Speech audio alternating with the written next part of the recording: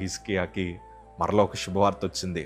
దేవుని ప్రవక్త నడిమిషాల దాటక మునిపే దేవుడు ఆయనతో మాట్లాడుతున్నాడు. అయ్యా, నా బిడ్డ ఏడుస్తున్నాడయ్యా, నా బిడ్డ ప్రార్థన విన్నానని చెప్పు, అతని కన్నీరు నేను చూచానని చెప్పు, అతనికి వెళ్ళి ఒక శుభవార్త చెప్పయ్యా, 15 సంవత్సరాలు అతనికి బహుమానంగా ఇస్తున్నాను, అతన్ని ఆడవద్దని చెప్పయ్యా, సంతోషముగా ప్రభు సంధిలో నన్ను గణపరుస్తాడని చెప్పయ్యా అని దేవుడు గొప్ప శుభవార్తను తిరిగి పంపించినట్లే ఈరోజు ఏడుస్తున్న నీకు నా ప్రభు శుభవార్త పంపించబోతున్నారు.